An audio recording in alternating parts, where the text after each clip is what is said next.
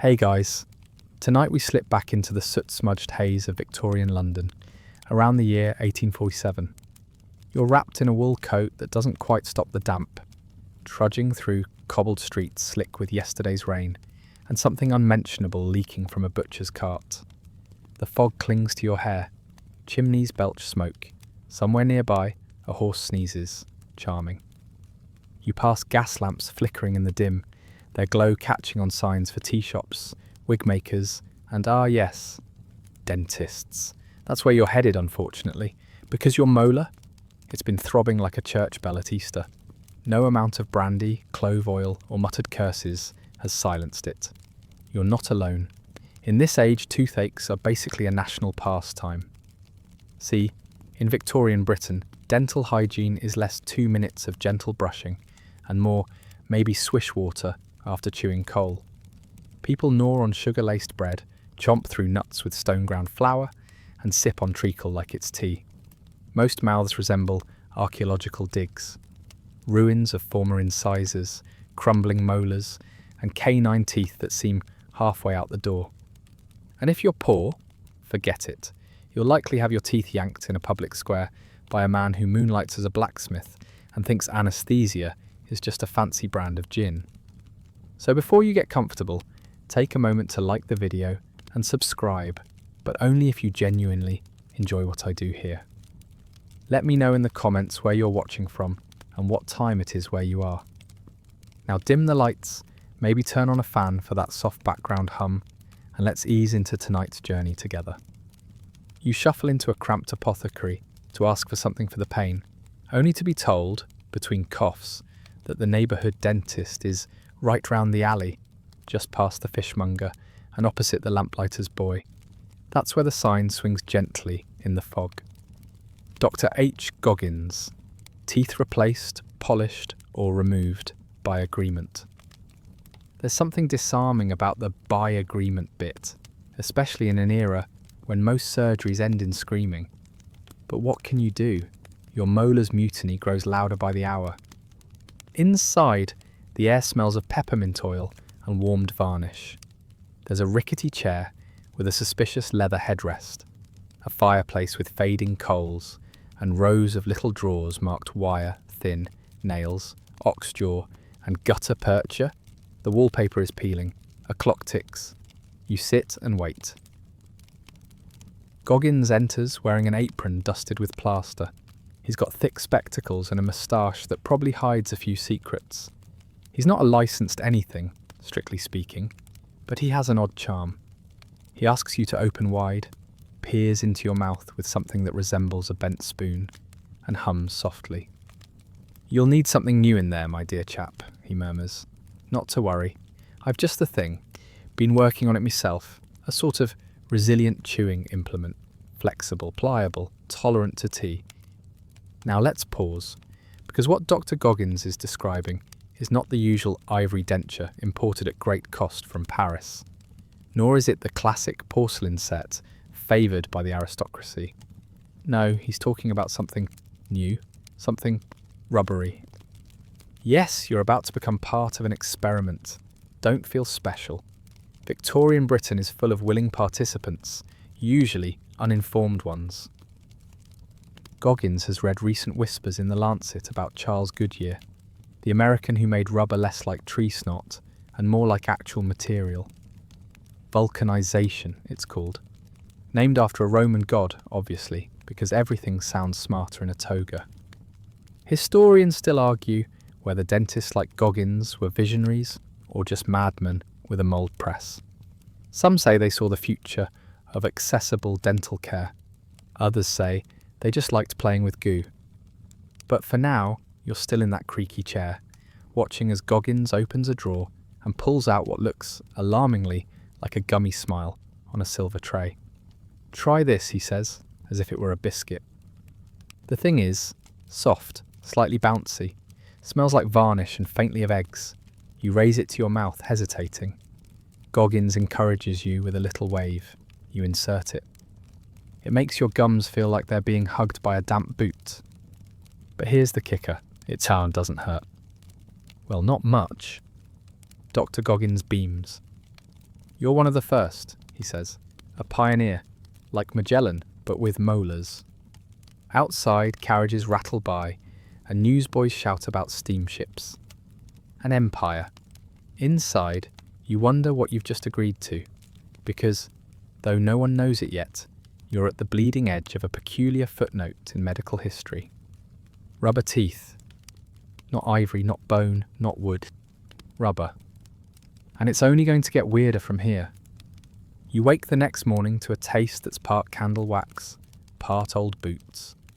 The rubber teeth are still nestled in your mouth like squat little trespassers. You pull them out and examine them under the pale, watery light filtering through soot-streaked windows. They're flexible, remarkably so. You pinch the pink base and it bends. The teeth themselves, cast from a plaster mould of your own crooked smile, are slightly uneven, but they don't chatter, and they haven't fallen apart in the night, yet. Curiosity, or maybe mild regret, pulls you back to Dr. Goggins's office. He greets you with tea, lukewarm, and biscuits, alarmingly hard. "Good morning, pioneer," he chuckles. "Ready for polishing?" The tools on the table look like they've been stolen from a carpenter's kit. Files, scrapers, a brush that could double as a chimney sweep's backup. You sit obediently while he buffs the rubber bases and lightly sands down a molar that juts out like a rogue cliff. In the soft clinks and scrapes, Goggins begins to explain. Rubber, India rubber to be precise, was the material of the moment. The colonies were bursting with strange and exotic goods, and this sticky sap from tropical trees had taken Europe by storm. People marvelled at its bounce, its water resistance, its uncanny ability to erase pencil marks, hence the term rubber in the first place. But no one quite knew what to do with it beyond bouncing balls and raincoats. Until, of course, people like Goggins got the idea that maybe this miracle goo could replace teeth. Imagine it, he says, waving a small rubber pallet at you like a fan. Flexible dentures. No more brittle porcelain, no more ivory from dubious elephants. Just a nice soft bite. The Victorian era was like that. Equal parts invention and misjudged enthusiasm. You get spectacles with interchangeable lenses, but also arsenic face cream. You get steam engines and seances, and in the middle of all this contradiction stands Dr. Goggins, mixing rubber in his back room and insisting it's the future of oral comfort. Historians still argue whether rubber ever belonged in a mouth, he mutters, as if reading your thoughts. Some say it was revolutionary, others, a sticky detour on the road to acrylics. You nod, because you've already started noticing a faint itch where the rubber rests against your gums. Nothing dramatic, just a tickle, like your teeth are trying to whisper something. But Goggins is undeterred. He's got pamphlets now. The smile of tomorrow today, one proclaims. Another promises no more chattering and depicts a cartoon woman biting into a turkey leg with her rubberized grin. There are testimonials, of course, mostly dubious. Alderman Smythe of Brighton reports 6 weeks of mild comfort. Miss B of Bath declares her rubber teeth helped her get engaged. You flip through these while Goggins fusses with a rubber mould in the corner, muttering about temperatures and sulfur.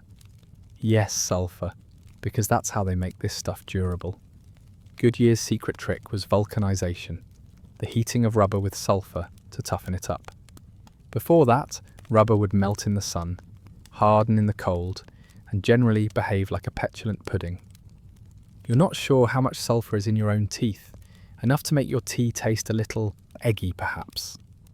Goggins invites you to see the moulding process yourself. You head down creaking stairs into a cramped basement, full of vials, bubbling pots, and a suspicious number of soot stains on the ceiling. He pours a treacly, amber goo into a denture mould and sets it atop a portable coal stove. The smell is, how do you put this politely, assertive. You politely back away as the mould begins to hiss. Don't worry, he says brightly, waving a poker near the pot. Only caught fire once this week. You blink. Once? This week? Still, you can't deny the man's passion. He's building something here, something between curiosity and medical device. And sure, it may smell like a foot and require constant sanding, but it's his. You begin to respect it, in the same way you might admire a taxidermist trying to stuff a jellyfish. The pot hisses louder. Goggins throws open a window. The mould miraculously doesn't explode. Instead it hardens, shrinks a bit, and emerges with a shine that looks almost tooth-like. He holds it up like a proud parent. Now this, he whispers, could bite through steak. You sincerely hope it doesn't need to. Upstairs again, he checks your fit one last time. The itching has faded slightly. Or perhaps your gums have simply given up protesting. He applies a thin smear of some peppermint oil concoction and tells you to come back in 3 days. We'll test them on parsnips, he adds, as if this is a normal thing to say. You step back into the London fog, feeling a little more mechanical than you did the day before. But you smile. Sort of. And just for a moment, your reflection in a shop window flashes something that almost resembles confidence. Rubber confidence. Victorian dentistry, it seems, has teeth after all. 3 days later, you're back in Goggins's parlour, dutifully nibbling a boiled parsnip under his supervision. The teeth mostly hold, mostly. One molar feels slightly off kilter, and you detect a faint squeak, yes, your teeth squeak, every time you chew on the left side. Goggins nods approvingly, though, as if you've just passed a delicate ballet audition. Much improved, he says. You're adapting quickly. The mouth is a flexible instrument, like an accordion. You suspect he's never seen an accordion played properly. He hands you a little mirror and encourages you to admire your rubber-enhanced countenance. You peer in and are surprised. It's not terrible. The teeth are fairly symmetrical. A touch off-white, yes, and the gums are a bit shinier than nature ever intended, but there's something almost lifelike about the whole contraption. The base even matches your real gum line reasonably well, though it smells faintly of paint thinner. But here's the thing. Before Goggins and his ilk started playing mad scientist in the basement with vulcanized sap, false teeth were, well, quite something. Let's take a brief tour, shall we? In earlier centuries, dental prosthetics were a cruel blend of the precious and the preposterous. In the 18th century, the rich might shell out for ivory dentures, fashioned from walrus tusk or even hippo teeth. Those with deeper pockets could acquire porcelain dentures, fragile enough to shatter mid-conversation. One aristocrat's chompers were rumoured to have cracked while laughing too hard at an opera. And then there were the truly unsettling options. Before hygiene or empathy became common practice, some dentures were crafted from human teeth. Yes, actual teeth, often harvested from the recently deceased. Waterloo teeth, they were called, prized for their youthfulness, since many came from young fallen soldiers. A disturbing phrase when you think about it, someone's trauma ground down into your afternoon tea. Historians still argue whether this trade in human teeth was medically justified or merely morbid profiteering. Some say it gave the poor a way to support their families posthumously. Others say, more bluntly, it was grave robbery with a dental twist. Either way, it's safe to say you'd prefer your rubber. There were also experimental wooden teeth. Yes, wooden. George Washington's dentures, famously misrepresented as wood, were in fact a blend of ivory and metal springs. But some people did try carved wood despite the splinter risk. Imagine biting into a pear and leaving behind a tiny wooden sliver in the fruit's skin. Not ideal. You begin to appreciate Goggins' enthusiasm. Sure, his parlour smells like an overheated boot, and yes, the mould he made of your jaw seemed more experimental art than medical practice. But at least you're not clamping your mouth around the molars of a French soldier from the Napoleonic Wars. As you sip tea, carefully, he shows you a shelf lined with early prototypes. One set looks like it was made from billiard balls.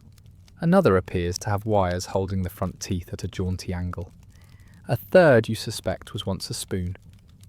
These, he says, gesturing dramatically, are what we've moved away from. And rubber, for all its chewable oddity, is a step forward. He begins to polish another patient's set, casually chatting about the growing interest in vulcanite, a hardened form of rubber increasingly used for denture bases.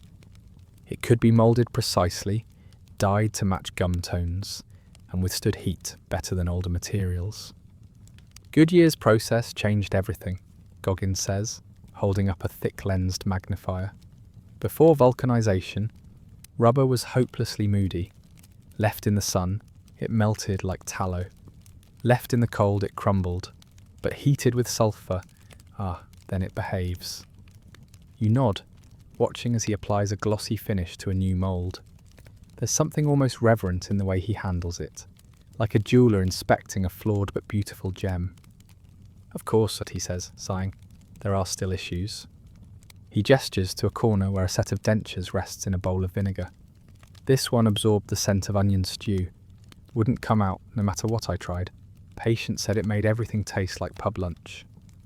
You wince. But he's not done. One lady had a reaction. Cheeks swelled up like a bellows.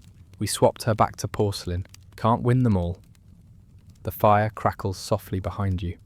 Somewhere in the distance, a dog barks.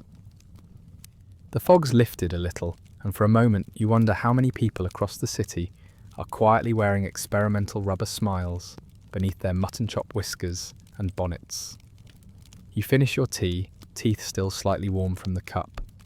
Goggins jots down some notes and waves you out the door with the sort of satisfaction only inventors, or perhaps particularly proud librarians, seem to possess.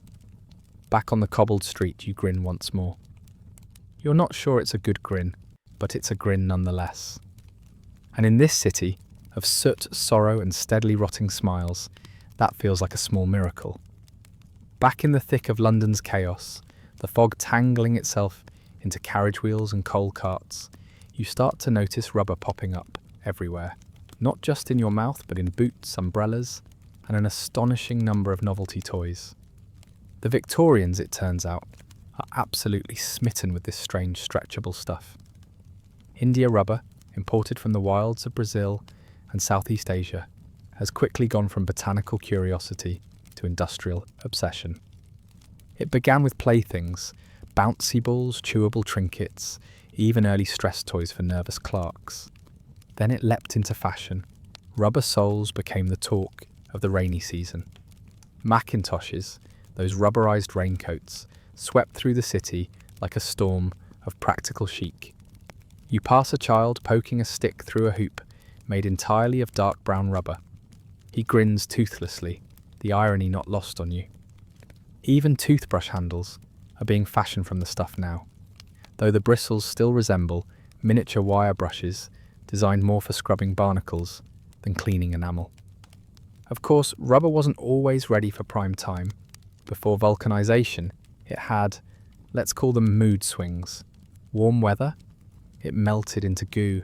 Cold weather, it cracked, left in a drawer. It fused to itself like a sulking octopus. It was like trying to make furniture out of jelly. Which brings us back to Mr. Goodyear. Charles Goodyear wasn't a dentist. He was a man with chronic debt, bad luck, and apparently an unshakable belief in the potential of rubber. He'd been trying for years to make it behave. By 1839, after countless failures and more than a few scorched eyebrows, he stumbled on the secret: heat it with sulfur. The result was vulcanized rubber. Flexible, waterproof, heat-resistant, and crucially for you, not likely to dissolve in your soup. Historians still argue whether Goodyear discovered vulcanization or merely got lucky with a series of accidents involving burning stoves and clumsy assistants. But what's certain is that his work paved the way for a cascade of rubber applications, including, yes, dental plates. You pass a small street vendor peddling rubber pockets that promise to keep letters dry in the rain. He's also got rubber erasers, which are quickly becoming school essentials, replacing crumbly breadcrumbs used in earlier eras to erase pencil marks. Yes, really, Victorians once used stale bread for paperwork. But while the average Londoner is buying rubber to avoid puddles or correct math mistakes, dentists like Goggins are scheming. They're watching this bouncy, sulfur-treated substance and seeing molars. Glorious, pink-lipped, sulfur-scented molars. Back in Goggins's parlour, he shows you a freshly moulded palette, dyed an unnerving shade of bubblegum. Took some trial, he says, sniffing it cautiously. Bit too much carmine last time. Came out looking like someone chewed on a cherry tart. He gestures toward a small rubbish bin, labelled unusable gums. You peek in, you regret it. Colouring the base of dentures is surprisingly tricky. Too pale, and they look like porridge. Too dark, and they resemble overcooked ham. The Victorians want realism, but not too much realism. The line between lifelike and uncanny is thin. Goggins shows you his dyes, ground minerals, dried beetles, and something he simply calls tincture X. He applies them with an artist's care, each stroke like a brush on canvas. It's less dentistry and more mouth sculpture. He even has a tiny palette knife, which you're certain he borrowed from a pastry chef. As he works, he chatters. People think dentists just yank teeth, but that's not the art of it. The art's in making something new, something people can wear in polite society, something they're not embarrassed to set on the nightstand. You nod, lips slightly parted, admiring the detail in a tiny rubber canine tooth that glistens under the gaslight like a fresh jelly bean. He confides that a colleague in Bristol is trying to embed rubber teeth with crushed pearls for a hint of sparkle. Another, more eccentric fellow is experimenting with scented dentures, clove-infused rubber, to combat halitosis. So far, the results have been mixed. One patient fainted after their tea tasted of nutmeg for a week. Smiling shouldn't involve cinnamon, Goggins mutters, adjusting his monocle. But there's momentum now. With vulcanization spreading through workshops and drawing rooms alike, the possibilities seem endless. Goggins is already dreaming of mass production. Denture kits by post, perhaps. A smile in the mail, he muses, drawing a postage stamp on the edge of his notebook. You hesitate to tell him how deeply unsettling that sounds. He insists on fitting you with a new model he's refined, one with slightly softer edges and a tighter gum grip. It slides in smoothly, almost naturally. You blink. It's better. Remarkably so. You find yourself smiling more that day, not because you suddenly love Victorian plumbing or the scent of horse manure in alleys, but because you can. The teeth don't click, they don't jab, they just sit there politely. You pass a bakery and are bold enough to buy a soft roll. Chew cautiously. Success. Somewhere in the distance, a street preacher is shouting about moral decay and railroads. You ignore him and savour the taste of yeast and novelty. Rubber, in all its sulphurous, stretchy weirdness, is working. And as you walk through the soot-swirled air, you realise something rather delightful. You're one of the few people in London who can smile without pain. It's the following week when you return to Goggins' parlour and find him halfway through a rant about Charles Goodyear. The good doctor is pacing, monocle fogged, gesturing wildly with a sheet of rubber still glistening from a recent mould. You know what the man did? He huffs.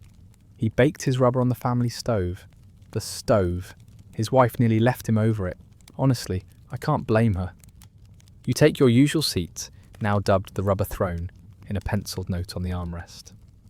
Today's lesson, because every visit seems to be part dental checkup, part university lecture, is about vulcanization. Goodyear's crowning achievement, and a word Goggins says like a stage actor would say destiny. Goodyear had struggled for years to tame rubber. He was constantly broke, often jailed for debts, and at one point even tried to sell life preservers, made from unvulcanized rubber. They promptly melted on the dock. His neighbours called him mad. His creditors called him worse. But in 1839, in one of those myth-soaked moments historians still argue about, Goodyear accidentally dropped a mix of rubber and sulfur onto a hot stove. Instead of melting into slime, it charred into a tough, resilient material. A chewy miracle, depending on your standards. Some say it was luck, Goggins mutters, poking at the fire. Others say genius. I say Probably both. But whatever it was, we dentists owe him dearly. The breakthrough meant that rubber no longer turned to soup in summer. Vulcanized rubber held its shape, resisted rot, and could be molded with astonishing precision. Suddenly, the dream of mass-producible, soft, semi-lifelike dentures seemed less like a dental fever dream and more like a legitimate revolution. Goggins pours tea, his kettle stained by countless boiled moulds, and continues. The material wasn't just tough, it was versatile. Vulcanized rubber could be dyed, softened, even textured. And unlike porcelain, it didn't break the first time someone bit into toast. But there were problems too. Heat, Goggins says, stirring sugar into his cup with a cracked ivory spoon, can still make them tacky. And don't ask what happens if you clean them too enthusiastically near a hearth. He shares the story of a Mr. Pembroke who tried sanitizing his dentures by placing them on a warming shelf above his fireplace. By morning, they'd fused into a single globby mass, clinging desperately to a stray candlestick. He now lives exclusively on soup. And then there was the issue of taste. The sulfur used in vulcanization often lingered, especially in cheaper rubbers. It imparted a faint odour, sometimes a flavour. One woman claimed her rubber palette made everything taste like boiled egg wrapped in burnt wool. Another patient swore her dentures added a mossy undertone to her tea. Goggins has been working tirelessly to mask the scent. You watch him mix lavender oil into a new batch of rubber base. It smells like a floral shop with secrets. He's hopeful. If the Queen ever wears these, he whispers, they'll taste like a stroll through Hyde Park. You ask whether anyone famous has actually tried them. He beams. Rumour says a Belgian baroness wore vulcanite dentures to the Grand Ball of 1850, claimed she could eat cake without a single wobble. Historians still argue whether that story is true, he adds, adjusting his monocle with a self-satisfied flourish. But I believe it. Why not? You're given a small notebook, the denture diary, in which to record your experiences. Day 1, bite feels springy. Day 2, slight gum tickle. Day 3, rubber tastes faintly of pickles. You make notes in careful script, feeling somewhere between test subject and secret agent. The diary also includes care instructions. Do not boil. Avoid leaving near candles, pipes, or warming trays. Store away from cats. Goggins doesn't elaborate. You don't ask. Later that day, you attend a modest dinner party, a rare treat for someone with new, experimental molars. The roast is overcooked, the potatoes undersalted, but the real triumph is this. You chew without grimacing. No slipping, no strange clicks, and only a hint of sulfur when sipping sherry. You catch a woman across the table, glancing at your smile. Not your eyes, your smile. For the first time in months, you're not hiding behind a napkin. Back in your rented flat, you remove the dentures with the delicacy of a Victorian watchmaker. They pop out with a gentle schloop and rest in a teacup of cooled peppermint water. You lean back, listen to the coal fire crackle, and reflect on the miracle that is vulcanized rubber. A few short years ago, people were tying animal teeth to their mouths with wire. Now here you are, carrying a slice of the Goodyear dream inside your gums. You drift off with the scent of lavender rubber still lingering in the air, and a quiet, squeaky pride in your heart. 3 knocks at the back door, and you're in. Goggins meets you in his shirt sleeves, eyes gleaming like a man who's just invented fire, or accidentally scorched his wallpaper again. Perfect timing, he whispers, gesturing for silence. Tonight, we attempt something bold. You follow him through the parlour and down the narrow, candlelit stairs into his basement laboratory, which smells strongly of boiled linseed oil, scorched rubber, and a hint of mutton. On one shelf, a collection of old moulds and dental tools gleam like instruments of mild discomfort. Nearby, a coal stove glows faintly, radiating menace. I've tweaked the formula, he says, lifting a flask containing something the colour and consistency of marmalade left too long in the sun. Fewer bubbles, more give, and, brace yourself, a touch of clove oil for aroma. You nod warily. The denture lab, as Goggins proudly calls it, is a cramped little den of invention and light hazard. A sooty vent pipe winds upward like a reluctant chimney, and half the wooden shelves have scorch marks that resemble teeth. Tonight's experiment is simple in theory, alarming in practice. He wants to create a denture entirely from his own custom blended rubber. No porcelain teeth embedded, just one seamless structure, soft enough to mould, but strong enough to chew. Think mouth mattress if you must. You're tasked with holding the mould steady while he pours. The first pour goes well until it doesn't. There's a sputter, then a whoomp. The rubber mixture fizzes in the crucible like an angry stew.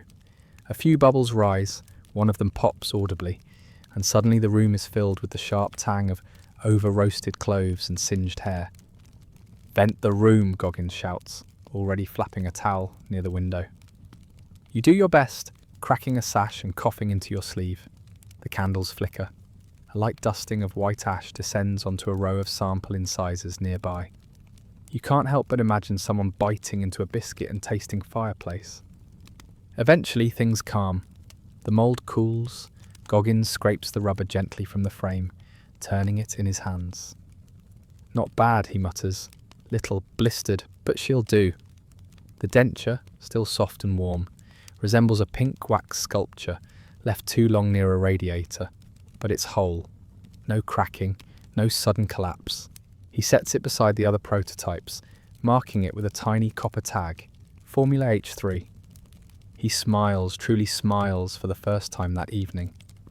As the lab settles into silence, he starts telling you stories. Every mad scientist needs an audience, after all.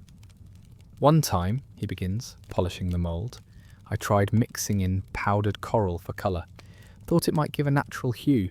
Instead, the whole thing crumbled." Patient sneezed and the front teeth dissolved in their soup.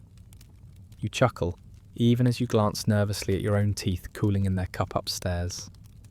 "Another time," he says, "he tried adding a wire core for structure. It worked, until the patient bit into an apple and the core sprang out like a mousetrap. She screamed. The apple was unharmed." Historians still argue whether these early dental experiments truly pushed the field forward or merely prolonged the public's distrust of dentistry. One camp believes tinkerers like Goggins brought necessary innovation. The other says they mostly brought unnecessary aroma. You can't help but admire his persistence. Despite the setbacks, the stink, and that one alarming stain on the ceiling he refuses to explain, Goggins presses on. He shows you his notebooks, pages filled with sketches, measurements, and mouth diagrams. There are notes in the margins like "too chewy," "tasted like coal," and "no beeswax ever again." One page simply reads, "Idea?" with a question mark drawn inside a molar. You ask what drives him. He looks at you seriously, holding up a rubber canine tooth. "People don't think about smiles until they lose them," he says softly. "But once they do, they'll pay anything to get it back. I want to give them that without charging the price of a piano." He sets the tooth down, turns to his moulds.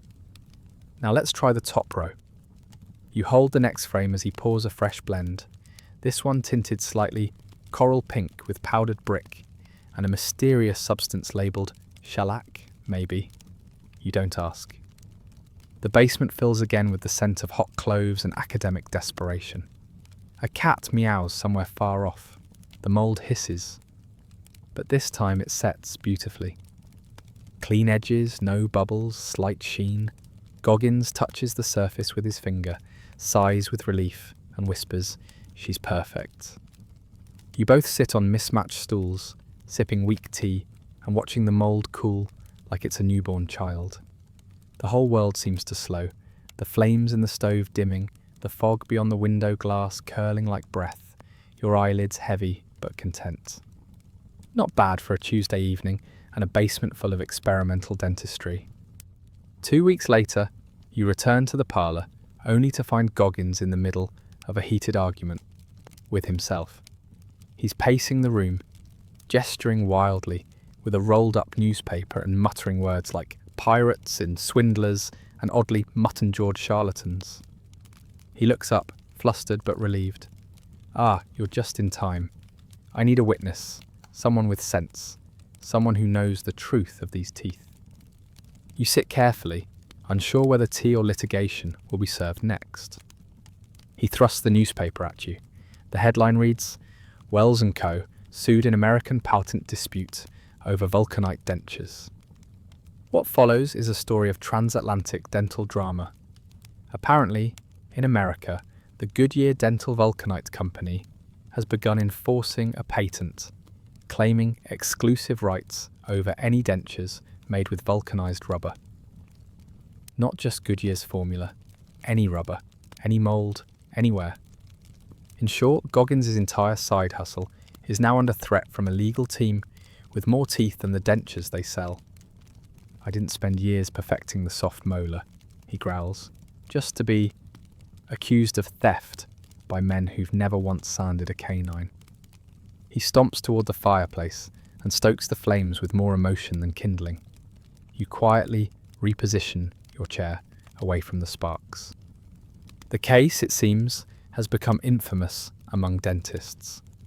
Across Britain and America, small-time practitioners are being hit with cease and desist letters, threatened with lawsuits, or, in at least one case, chased out of town by Goodyear's legal agents. Historians still argue whether these patent claims were just enforcement of innovation or simply a money grab by businessmen who saw dollar signs in every overbite. "It's absurd," Goggins huffs. "I don't even know how many ingredients I've added that Goodyear would never approve of. Eggshell, bone ash, one time a drizzle of laudanum, long story, but the point is it's mine." You sip the tea he's just poured, accidentally peppermint again, and glance at the shelves behind him. Each is lined with rows of completed dentures, some polished to a high shine, others resting in their moulds like oddly fleshy fossils. Each one is tagged with initials and strange annotations. "Mrs. C. needs less bounce," or "Mr. Fairweather, choose aggressively." Now, Goggins fears that the lawsuits will reach across the Atlantic, choking the rubber denture market with red tape and litigation. He waves a stack of correspondences from fellow dentists, men pleading for alternative materials or help with disguising their blends. "It's madness," he says, sitting down heavily. "We're being hounded for progress. What's next? Patents on eyebrow combs." You suggest perhaps disguising his dentures as gutta-percha-based ornaments or oral resilience devices. He actually chuckles. "You jest, but I know a man who's selling rubber bridges as in-mouth corsetry, probably dodging tax while he's at it." The absurdity of it all becomes clear when you hear that a dentist in Boston was fined for using a pink rubber base for free because he hadn't paid licensing fees to the Goodyear company. The irony is thick, paying to give people teeth they can afford. As night falls outside and lamplighters begin their rounds, you help Goggins label a fresh set of dentures for a widower with no remaining molars, but a great fondness for apple pie. The label reads, "JB, moderate suction, don't overheat." "You know," Goggins says, settling into his favourite chair by the hearth, "I sometimes wonder whether we're trying too hard. Perhaps we should let people gum their way through life." You shake your head, because despite the hiccups, the legal snarls, the sulfur taste, the occasional melting, these rubber dentures are working. They've already changed your daily life, your meals, even your posture. You smile without thought now. You chew confidently. That quiet pride has settled into something sturdier. Comfort. And yet, Goggins is right to worry. What began as a marvel of invention is now being sliced and diced in courtrooms and ledgers. Progress, it turns out, has a filing cabinet and a fee schedule. He pulls a denture from a drawer. It's one of his early ones, slightly lopsided, tinged a bit too pink, with molars that look like they've been caught mid-smirk. "Keep this," he says, pressing it into your hands. "A memento. Proof we made something before the lawyers swallowed it." You cradle it gently, A smile cast in rubber, yes, but also a quiet monument to those who dared to reshape a mouth and history with little more than curiosity, stubbornness, and a hot stove. Outside, a carriage clatters by. Inside, the rubber revolution rolls on, one molar at a time. The next week, you're standing in a queue beside a woman holding a chicken and a man missing most of his jawline. The occasion? A rare public consultation hosted by Goggins in the back room of a tea shop, offering affordable oral innovations for the everyday Victorian. The flyer had promised practical options for those priced out of London's luxury dental circles, because make no mistake, rubber teeth were not cheap. Vulcanised dentures might have been less costly than ivory or porcelain, but the licensing fees, thanks to Goodyear's patent shenanigans, the materials, and the skilled labour made even the bounciest bite a privilege. As Goggins adjusts his folding table and lays out a velvet cloth covered in modest denture samples, you notice the crowd leaning forward, eyes wide. Some curious, some desperate, many simply toothless.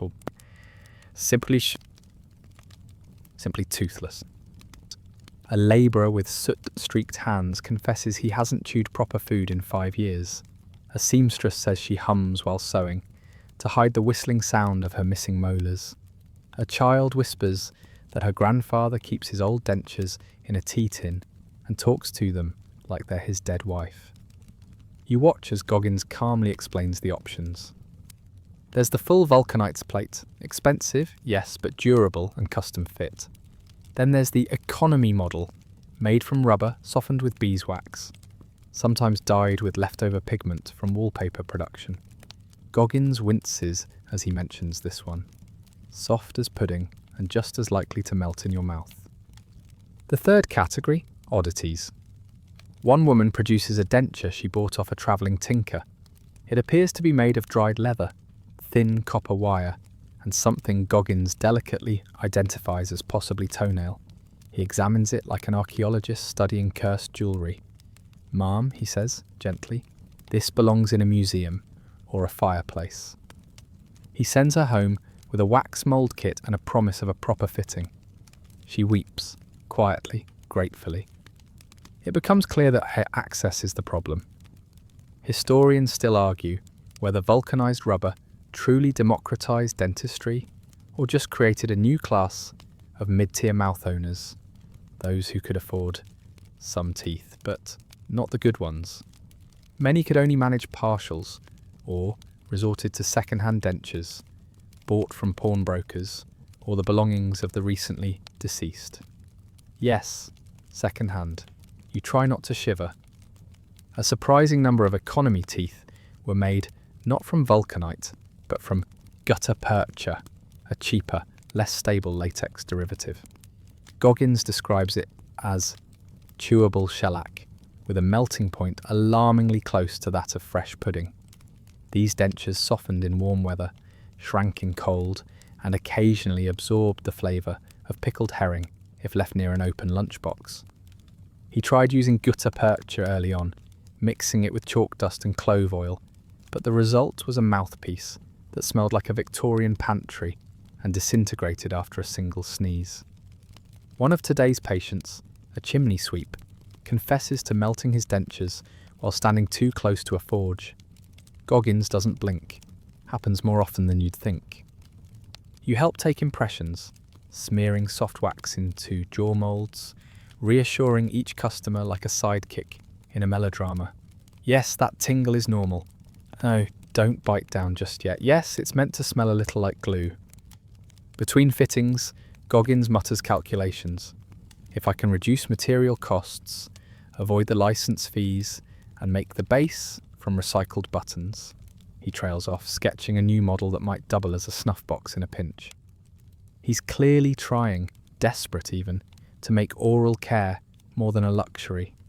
He dreams aloud of a future where everyone, not just the baronesses and aldermen, can laugh without shame, chew without pain, and smile without dislodging a molar. There's a moment when a shy little girl, missing both her front teeth, asks whether she'll grow new ones. Goggins crouches beside her.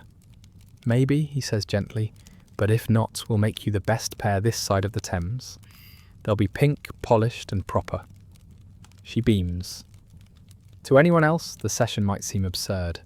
A room full of open mouths, rubber casts and vinegar bowls. But to Goggins, and increasingly to you, it's a kind of quiet revolution. You realise something else too. Dentistry in this era isn't about glamour or even hygiene. It's about dignity. The dignity to eat a roast potato without embarrassment. To speak without whistling. To hold your head high in a portrait without clutching your cheek in pain. As the queue thins and Goggins wraps his tools in a threadbare towel, you glimpse a tired pride in his eyes. He may never outspend the patent lawyers or outshine the porcelain crowd, but he's giving people back their smiles, one odd clove-scented denture at a time. You pocket a rubber mould yourself before leaving, not for use, but for memory. One tiny, flexible token of this peculiar squishy crusade. It's a rainy Thursday when you find yourself seated across from Lady Wilhelmina Farnsworth, dowager of something cottage, wrapped in paisley shawls and sipping lukewarm lemon water from a silver goblet. She is a recent patient of Dr. Goggins, and she has concerns. This contraption, she says, tapping her jaw with a lace-gloved finger, snapped shut during the bishop's sermon. I nearly bit through my hymn book. She leans forward. Her eyes, pale and sharp, are filled with wounded dignity. Her mouth is closed in a firm line. You suspect she's holding her new dentures in place by sheer willpower. Lady Wilhelmina is the proud owner of a Baus spring-loaded denture, an early attempt to solve the problem of keeping artificial teeth snugly in the mouth without relying on messy pastes or suction. The idea is clever enough. Insert a coiled metal spring in the hinge between the upper and lower plates, allowing the bite to hold itself shut. Elegant in theory. In practice, well, it snapped like a mousetrap, she mutters, sipping delicately. My soup spoon went flying. You smile sympathetically. Goggins, to his credit, had warned her about the risk of recoil. Spring-loaded dentures were once the height of fashion among the wealthy toothless. They required no palate suction, clung to no sore gums, and could, if perfectly tuned, close with a satisfying click. But they were temperamental. Lady Wilhelmina's set is a gleaming brass and rubber hybrid, polished to near mirror shine. The spring mechanism is concealed within the rear molars, wound tighter than a banker's conscience. It worked marvellously, until she tried to laugh at her nephew's toast, and nearly swallowed her smile. Goggins appears, muttering apologies, tools already in hand. He invites her to recline in his sitting chair. Not a recliner. Victorians don't recline, they endure, and sets to adjusting the tension with what appears to be a modified pocket watch key. Open, if you please, he says gently. She obeys. You hear a soft creak, then a twang. He grimaces, slightly overwound. You can't help but recall the story he told once, about a retired colonel whose dentures snapped shut during a nap and caught the fringe of his moustache in the gears. It took 3 hours, a pair of embroidery scissors, and 2 glasses of sherry to resolve. Historians still argue whether spring-loaded dentures were a stroke of genius or simply the fever dream of engineers with too many leftover clock parts. Some models were imported from France, where they'd gained popularity among courtiers trying to maintain their allure well into their golden and often toothless years. But the average user, let's just say not everyone had the jaw control of a ballet dancer. Goggins, at least, is trying to make them better. He fiddles delicately with a jeweller's loop clamped over one eye, adjusting the coil just enough to keep the mechanism stable without snapping shut. Lady Wilhelmina clenches and unclenches with practiced elegance. She offers a cautious smile. The spring holds. Better, she says, though her tone implies that her compliments are rationed, like sugar during wartime. Goggins, pleased, offers her a plum as a bite test. She refuses. The lady departs shortly after, swathed in tweed and disapproval, but you can't help but admire her resolve. She wants a perfect smile, not just functional, but commanding. That spring-loaded set, for all its danger, gives her posture. Purpose, something to anchor her when the world spins too fast. After she leaves, Goggins drops onto a stool with a sigh. She's my third spring client this month. One's already lost theirs to the Thames, flew out during a sneeze. He shakes his head, opens a drawer marked tension issues, and places a brass tool inside. You leaf through a stack of patient notes. Many mention spring sets. Some record positive outcomes. H. Miller, 3 weeks stable. Bite soft bread successfully. Others are cautionary tales. R. Latham, minor lip bruise. Advised chewing sideways. One simply reads, too enthusiastic. Disaster during toast. Goggins tells you he once experimented with silk thread for tension. The result was elegant but dangerously elastic. It flung forward like a slingshot, hit the wall. No injuries, thankfully, except my pride. You assist in resetting a prototype, this one with copper wire and a tiny rubber pad meant to soften the closing pressure. The design is neat, almost artistic. It looks like something that might win a medal at an inventor's fair, or maim a very small puppet. And that's the thing. These dentures are not just tools, they're devices, constructions, even mechanical marvels. Little bridges between anatomy and ambition. Not everyone wanted simplicity, some wanted status, and nothing said you had status quite like a jaw full of calibrated brass and polished pink rubber. As you finish cleaning up the workbench, Goggins glances at a newspaper clipping pinned to the wall. An illustration shows a gentleman biting into a ham with what appears to be a visible gear system near his molars. He chuckles, show off. You both laugh, gently, cautiously, neither of you wanting to trigger any surprise clenching. In the stillness that follows, you marvel again at the sheer creativity, the oddity, the audacity of this age.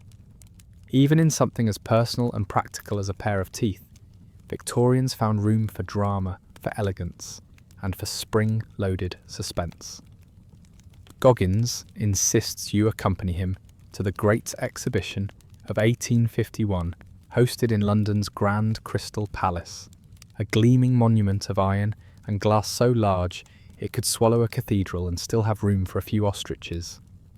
You arrive with modest expectations, maybe a new type of spoon, a steam-powered butter churn, but nothing prepares you for the sight of the Dental Pavilion, a surprisingly popular corner of the fair where curious onlookers cluster around display cases filled with teeth, glorious rows of them, smiling silently beneath glass domes as if waiting to audition for an opera. Goggins is nearly giddy. This, he declares, is our moment. Look at it all. Ivory, porcelain, even something made of whalebone, if you can believe it. You can. In fact, you're now convinced Victorians will make teeth out of just about anything that doesn't bite back. The first case you approach is from a Parisian dentist, a glamorous fellow whose name is spelled in elaborate gold filigree. His wares, dazzling, gleaming white bicuspids set in gold wire frames, enamel-coated molars inlaid with tiny sapphires. You stare at one particularly opulent set described as teeth for the bull, as though they attend dances more regularly than you do. They're beautiful, you murmur. They're ridiculous, Goggins counters. No one should sparkle while chewing. Next, you see the American display, where the infamous Goodyear Dental Vulcanite Company shows off its rubber dentures. Perfectly moulded, uniformly pink. They have pamphlets, diagrams, testimonials. A wax dummy with a mechanical jaw demonstrates smiling on a loop. Tick-clack grin.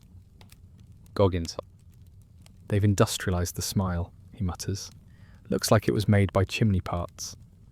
Still, he can't resist peering in closer. Their rubber is smoother than his, slightly more pliable. He grumbles something about suspicious dye ratios. Further down the row, you find the oddball entries. One dentist displays a denture carved entirely from ebony wood, promising a natural flavour and gentlemanly finish. Another set, inexplicably, is mounted on a base made from hard-pressed sea sponge.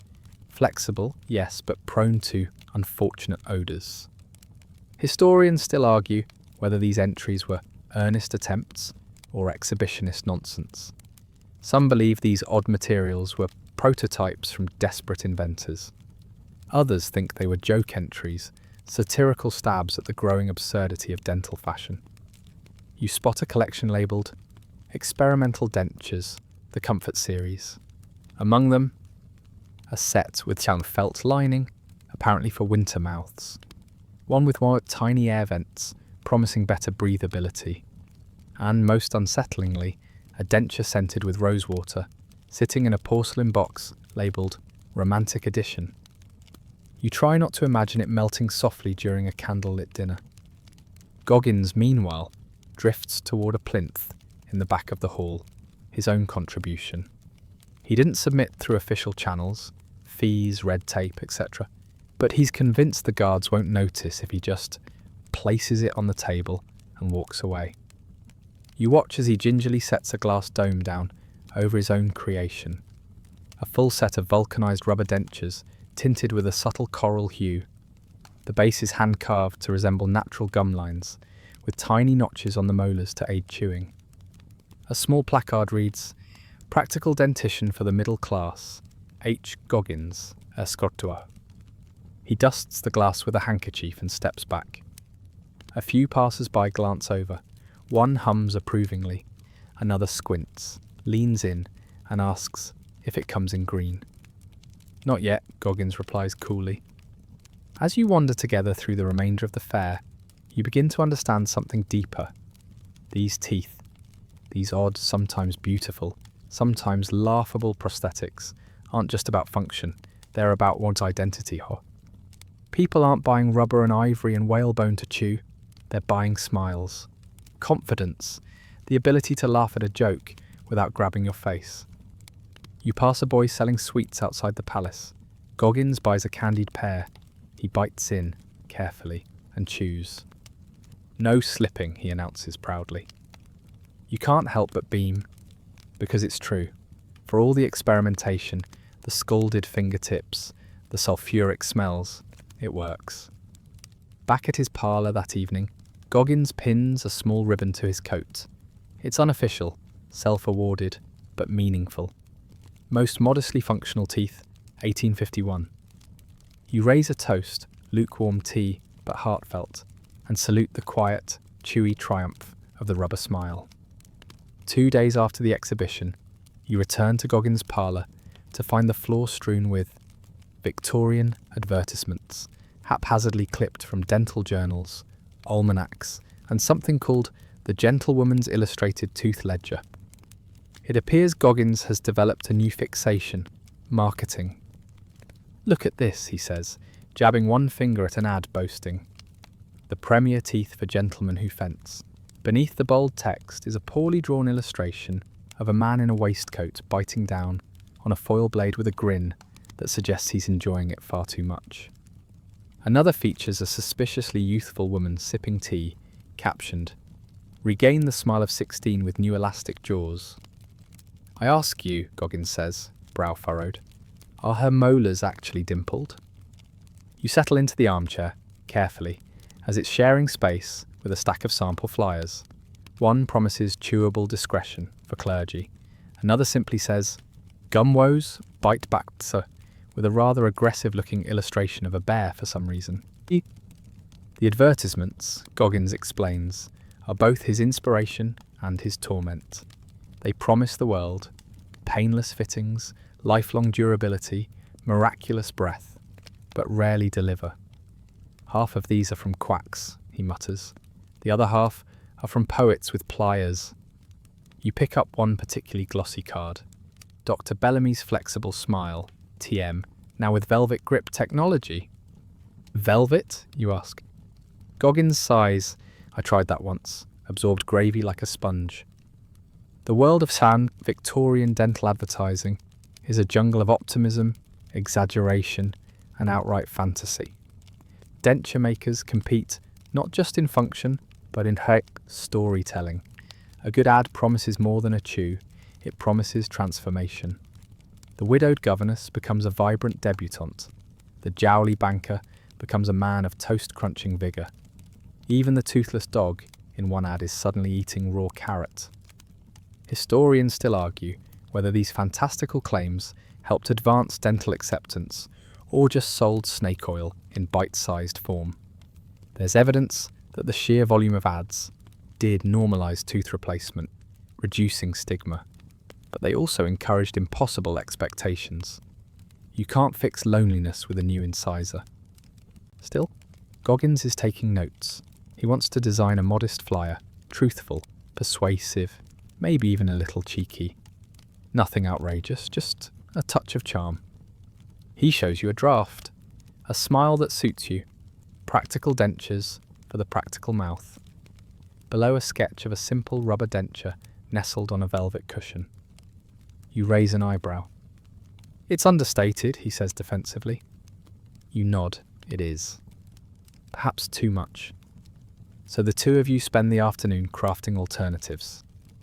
Bite into comfort, too vague. Goggins' gentle jaws, unintentionally threatening. The mouth reclaimed, sounds like a war memoir.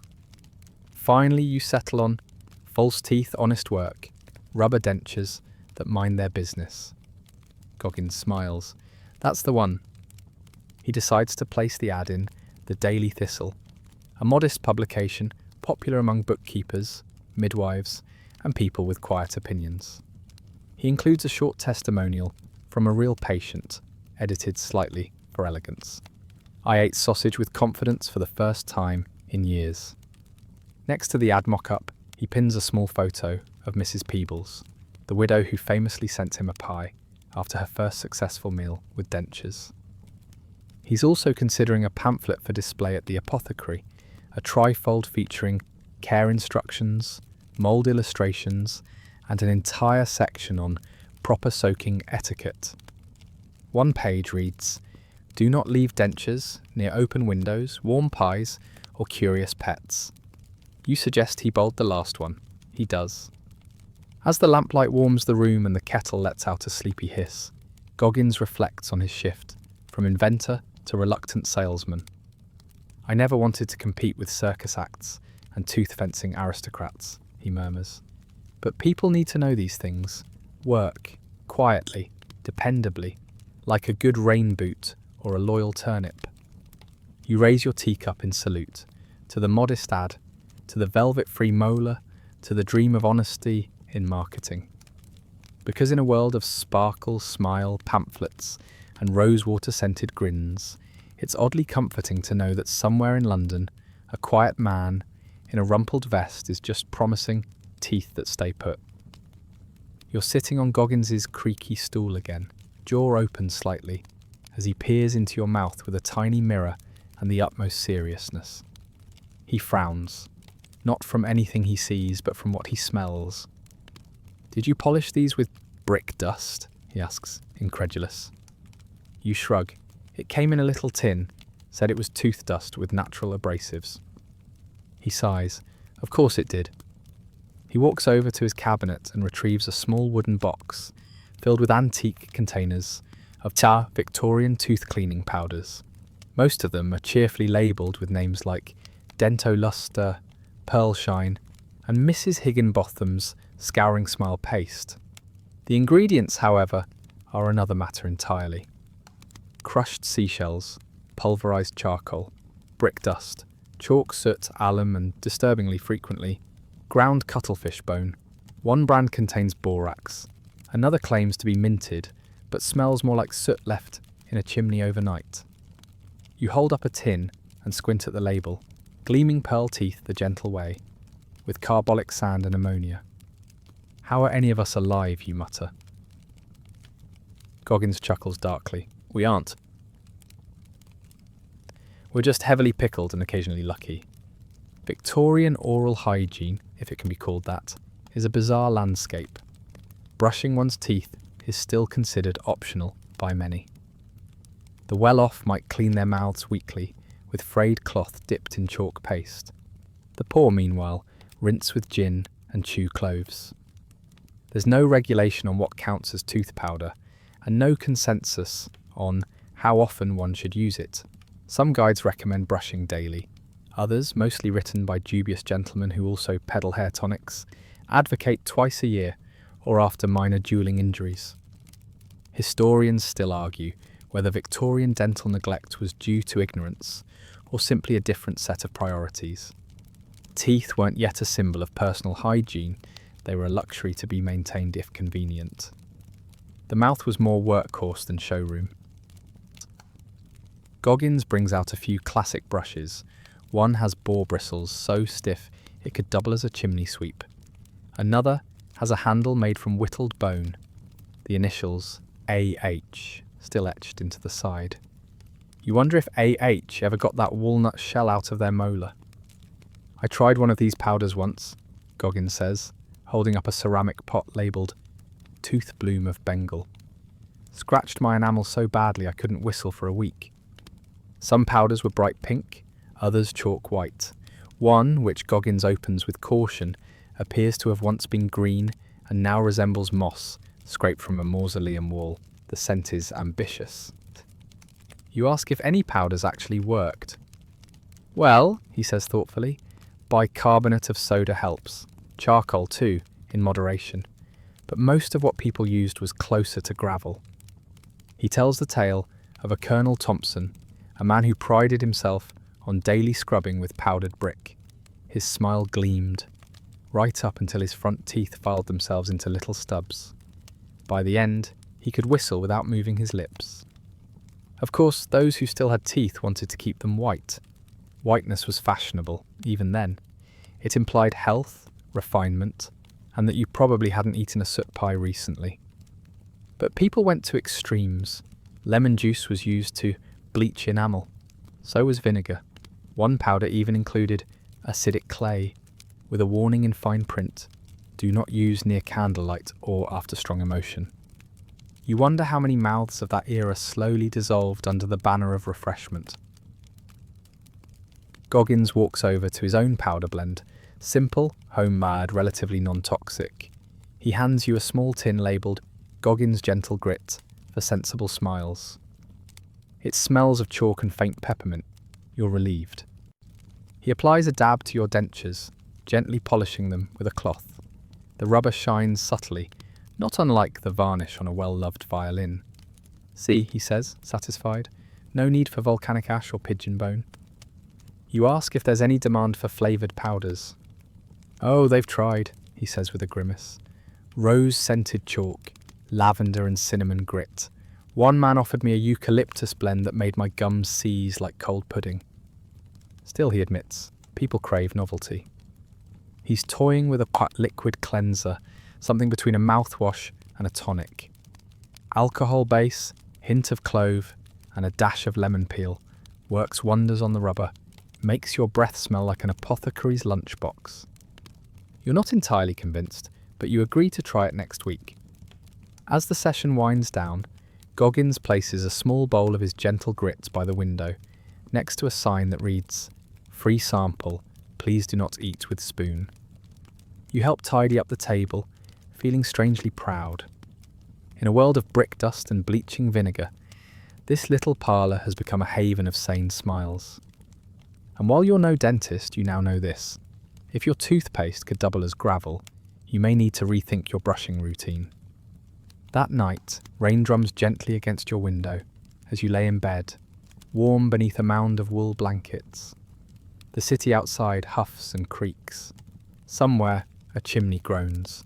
And just as you begin to drift into the soft cotton of sleep, you bolt upright. Something in your mouth feels wrong. You spit your dentures into your palm and stare at them in the dim lamplight. One molar has shifted, ever so slightly. The front tooth, too, looks like it's leaning forward, as if trying to escape. You sit up fully now, examining the rubber base. Is it shrinking? By morning, the answer is yes. The dentures, so stable for weeks, now have the unsettling quality of an object slowly giving up. The edges curl just a touch. The front teeth lean forward like gawking spectators at a train wreck. And worst of all, the whole set smells faintly of smoke and mutton. You hurry back to Goggins's parlour, coat clutched against the drizzle, carrying your now rebellious smile in a tea tin. He listens patiently as you recount your night.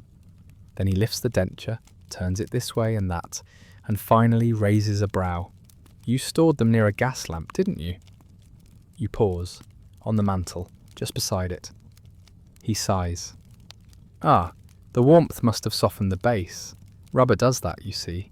It remembers its shape, but it also enjoys a good slump when left near heat. He drops them gently into a bowl of cool water. We'll firm them back up.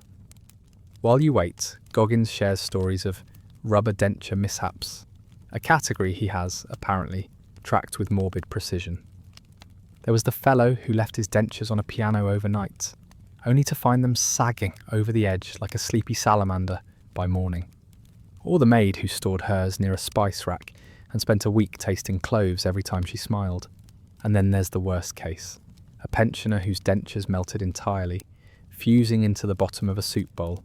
They only realised once they'd ladled it into their mouth.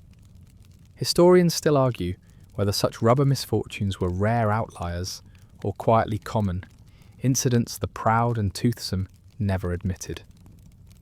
Goggins believes the latter. Shame, he says, makes people quietly chewy. More disturbing still are tales of the gas mask grin, when rubber shrinks unevenly, tugging at the false teeth so they splay outward, resulting in a fixed, too wide smile. It's unnatural, unnerving, like a ventriloquist dummy that's seen things. You shudder at the thought. Goggins shows you a cast from such a case. The rubber has warped into a rictus grin, the teeth pinned into an expression somewhere between surprise and sarcasm. Wore it to church, he mutters, scared a small child into hiccups. Of course, beyond melting, rubber has its absorption issues. It's a bit like a sponge that doesn't know when to say no. Store it near a stew.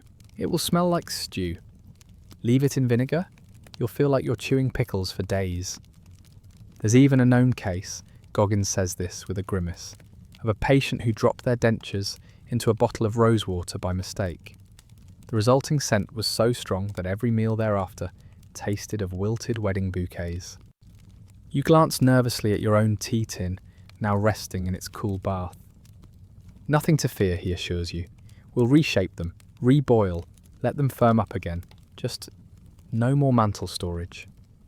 As he works, you ask if this is common. He shrugs. Oh yes, especially in warmer months. Rubber teeth have moods. They swell, they shift, they pick up flavours. I once had a set that smelled like coal dust and ginger for 6 weeks. He adds a touch of clove oil to the softened rubber, just enough to dull the mutton note. Then he reshapes the base against your mould and lets it cool. When you try them back in, the difference is immediate. The fit is better. The smell, though still faintly herbal, is no longer distracting. Your smile no longer slouches. Still, it leaves you with a new respect, perhaps even fear, for the kiss fragility of your rubber companions. They are not just tools, they are temperamental companions. If porcelain dentures were brittle aristocrats, rubber ones are moody artists, flexible, dramatic, and prone to absorbing the essence of whatever they're stored next to.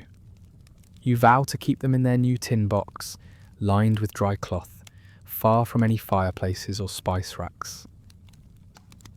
Goggins pats your shoulder as you leave. You've survived your first rubber rebellion. You're one of us now. Outside, the rain has stopped. The street glistens with puddles, reflecting the flickering gaslights. You smile, carefully. This time, your teeth don't squeak or sag or taste like lamb stew. They just sit there, quietly. And in Victorian London, that's as close to magic as it gets.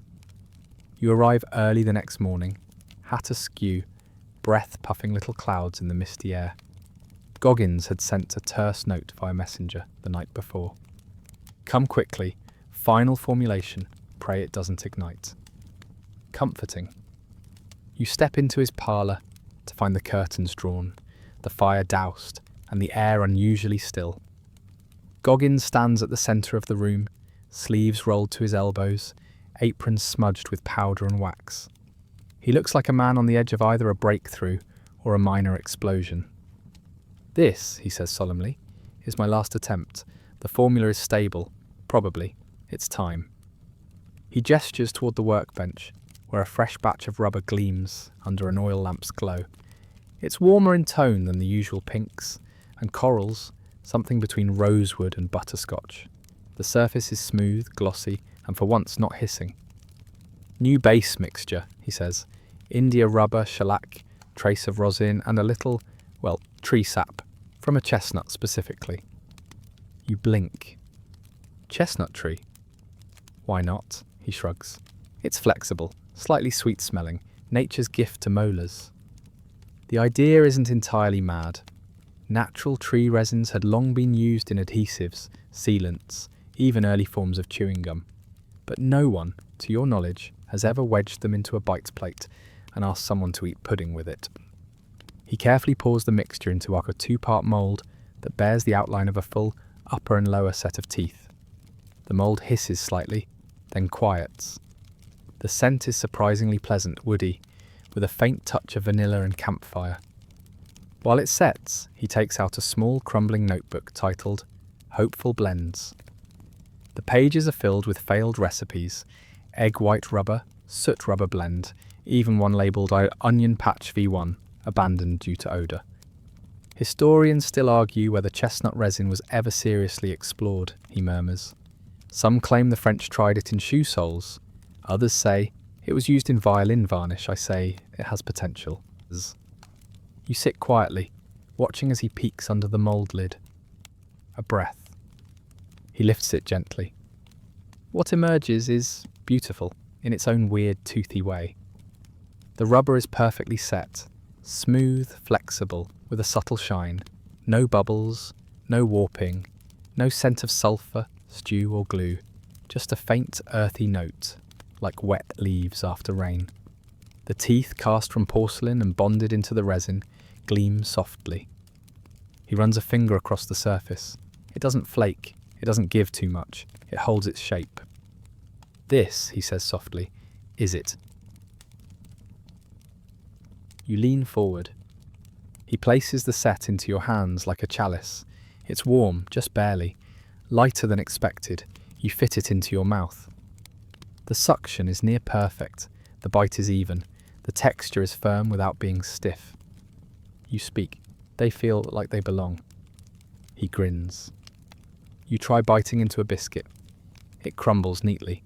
No squeak, no shifting, no surprise tang of varnish. Goggins sets down the mould with reverence. I can't improve it further, he says, not without compromising the material. This is as close to organic as I'll ever make them. He scribbles a final note in the margin of the Hopeful Blends notebook. Chestnut resin plus vulcanite base, also Goggins formula final. You sit in silence for a moment, teeth gently resting in your gums, not pinching, not wobbling, not weeping, boiled vegetable scent. This is comfortable. It's easy to forget they aren't yours. And Goggins. He looks tired but content. I think I'll patent it, he says, half to himself, just so those grinning Goodyear solicitors can't say I stole their sulfur-slicked gum soup. You nod. You should. Call it the Goggins smile. He considers. No, too flashy. You both think. Finally he smiles. The common bite. Simple, practical, modest, just like the teeth themselves. You spend the rest of the day helping him cast 2 more sets, one for an elderly baker, the other for a chimney sweep who once tried to make his own teeth from wax and gravel. The moulds cool evenly, the teeth settle perfectly. You wash the tools, wipe the table, and set the new smiles carefully into lined boxes. When you leave that evening, Goggins hands you your own set in a wooden case engraved, simply with your initials. Beneath them, one phrase. Final formula, no more adjustments. You hold the case close as you walk home through the damp streets. It's quiet now. The city hums around you. Low wheels on cobblestones, distant horses, the whisper of coal ash swirling through the alleys. And for the first time since this rubbery journey began, you feel like your mouth is no longer a battlefield, no longer an experiment, just yours. A small silent victory, and it tastes like nothing at all. Exactly as it should.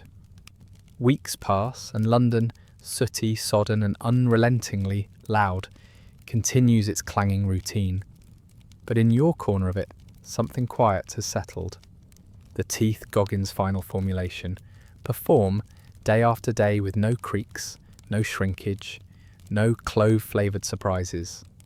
They simply work. You've stopped noticing them, which is perhaps the greatest compliment one can give a prosthetic. You're now something of a rubber denture veteran, and Goggins treats you accordingly. He no longer fusses over your fittings. No more experiments, no bubbling test mixtures, no whispered don't panics before popping something strange into your mouth. Instead, he's working on something different. A box lined with red felt, containing all his early moulds, Formula B through K, most of which had either shriveled, cracked, or smelled like stew. There's a small scroll tied in string, a handwritten note for posterity. He calls it the Museum of the Mouth. I may donate it, he muses, to science or a very confused apothecary. You flip through patient ledgers as he polishes a final set for a retired greengrocer. The entries now read like quiet triumphs. Mrs. E, final fit successful, resumed lemon tart consumption. Mr. B, no slippage during public recitation. Wife reportedly wept. Miss S smiled during portrait sitting, unassisted. Each one is its own small revolution. Historians may one day overlook these details. They may prefer tales of aristocratic ivory or gold-inlaid grins, but the story here, the real story, is in the mouths of chimney sweeps, dressmakers, and seamstresses, people who once hid their laughter behind napkins and now smile into the steam of their morning tea. That afternoon, Goggins invites you to join him in a modest celebration. Just the two of you, a loaf of fresh bread, soft cheese, a little port. You tear into the crust with a casual bite, and he beams. No flinching, he observes. No clicking, you add. The fire crackles as he reclines in his chair, staring at the ceiling. I thought I'd die with my greatest invention unfinished, he murmurs, but here we are, a chewable legacy. He pulls out the tea tin you once used for emergency storage and laughs softly. You've come far from this, haven't you? You nod, tapping your jaw. Haven't even thought about them all week. He raises his glass. Then I've done my job. Outside, London continues its chorus of hooves, hawkers and harmonicas. But inside, it's warm, quiet. A man and his apprentice. A final formula. No fanfare, no brass plaques. Just a well-shaped grin.